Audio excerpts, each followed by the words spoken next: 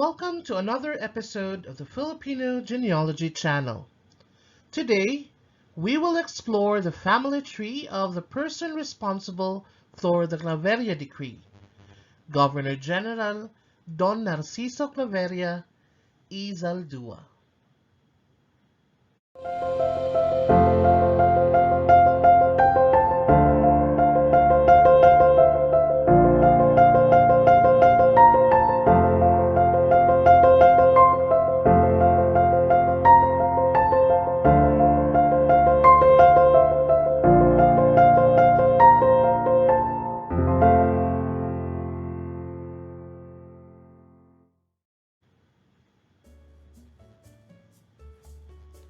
As we have already mentioned several times, Governor General Narciso Claveria, known as the Count of Manila, was the author of the Claveria Decree of 1849, which required all families in the Philippine colony, without a surname, to adopt a family name for their official and perpetual use. I would like to give a special mention to Alvin Mercado Alejandrino for suggesting that I make a video about Claveria's decree. However, I decided that I will make this into a series on Claveria, and for part 1 of the Claveria series, I would like to start with a discussion of his family tree.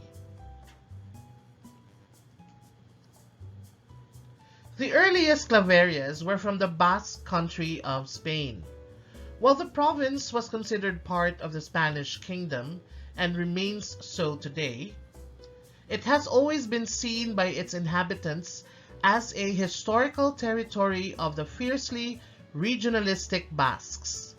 Gipuzkoa, birthplace of the father of Narciso Claveria, was also home to many famous people in history and could count among its beloved sons and daughters Juan Sebastian Elcano, who is known as the first to circumnavigate the world, Saint Ignatius de Loyola, founder of the Jesuit order, Santa Candida Maria de Jesus, who founded the Congregation of Hijas de Jesus, and Miguel Lopez de Legazpi, the conquistador who colonized the Philippines on behalf of his king. These influences, together with the fiercely independent streak that the Basques are always known for, later contributed to the Claveria family's desire to find their own niche in the world. The earliest Claveria we can trace is Juan Crisostomo Claveria. He was most likely born and lived and died in Gipuzkoa and was married to Francisca Maurias. Their son, Juan Claveria, married Maria Josefa Aso, and their son, Jose Claveria, was married to Maria Jesusa Porto. It was Jose who started the Claveria's military tradition. He was a teniente de granaderos of the Murcia regiment. His position meant that he was probably appointed or chosen to this for being the most physically powerful soldier who could lead assaults in the field of battle. Jose's son, Antonio Maria Nicolas Jose Claveria, the father of Narciso, was the colonel of the Royal Artillery Corps as well as the political and military governor of the city of Huesca. He married Maria Jesusa Murieta Zaldúa, and they had the following children: Maria Josefa Micaela Eulogía, Manuel, Antonio, and of course, Narciso. Narciso followed in his father's footsteps by entering the military academy of Segovia when he was just 14 years old. Throughout his long and distinguished career, he held several important positions that included being the Captain General of Navarre's 10th Military District, the Chief of the General Staff of the Central Army, Captain General of Aragon's 6th Military District, and later the Governor, Captain General, and President of the Philippine colony.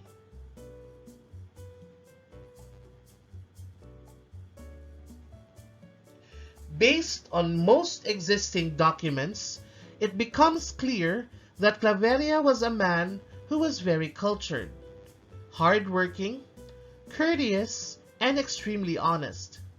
The slightest concerns in the colony caught his attention, and it is said that he invited different people from different walks of life to join him at his table so he could get a better feel of the colony. He also believed that in order to understand the diversity of the people and the problems facing the colony, he needed to see them firsthand, and thus he was perhaps the most traveled Governor-General throughout the 333 years of Spanish occupation of the Philippines. Claveria managed to correct some cultural and social concerns, including the correction of the Philippine calendar, which was a day behind the rest of the world.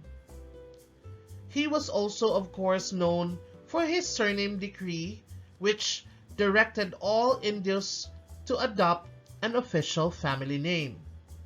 He also empowered the alcalde mayores, as well as created the first social security system for administration officials. True to his cultured nature, his regime also saw the establishment of several newspapers. But his biggest achievement was the military expedition to the Isle of Balangige, located in Jolo, Sulu Archipelago. Balangige was always considered as one of the main pirate havens, and this victory, which Claveria led himself against the pirates, set back piracy in that area for the next few years. This victory was the primary basis of the conferment of the title of Conde de Manila to Claveria and his family in perpetuity, which was granted by the Spanish crown on July the 29th, 1848. Because of his workload, his unending zeal to spread prosperity in all parts of the colony, coupled with his ceaseless travels and the climate of the Philippines, Claveria's health took a disastrous turn. By 1849, Claveria was said to be quite emaciated and very sick, and the Spanish crown allowed him to return to Spain to recuperate. Together with his family, he left the Philippines on Christmas Day of 1849 aboard the steamer Reina del Castillo. When he arrived in Madrid, he was presented to the Queen. He was later made a senator for life. Unfortunately, he died barely 2 years later on June 26, 1851, having served 49 years in the army. At the time of his death, he was awarded the Knight Grand Cross Order of Isabella el Católica, while his wife was made a Dame of the Order of Maria Luisa. Narciso and his wife Ana had 3 children: Jose, Ana Maximina, and Maria Concepcion. Jose Claveria y Berrueta succeeded his father Narciso as Conde de Manila in 1851 upon Narciso's death. Jose married Basilia Matilde Lopez de Palacios, and they had one son, Narciso Claveria II. After the death of his first wife, Jose remarried to Maria Salome Sanchez Molero La Torre, and they had one child, Luisa Claveria. Jose's only son, Narciso II, became the third Count of Manila upon the death of his father on October 17, 1897.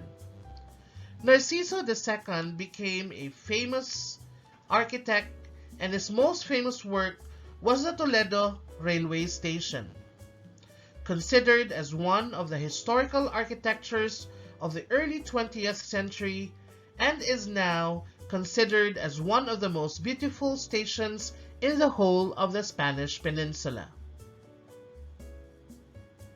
Narciso married Carmen de Babe y Roda de Porras, and they had 4 children: Jose, Manuel, Matilde, and Ana Ignacia. The next 2 condes de Manila were the brothers Jose and Manuel. Jose took over the countship in 1935 upon the death of his father, and he bore the title of Conde de Manila until his own death in 1969.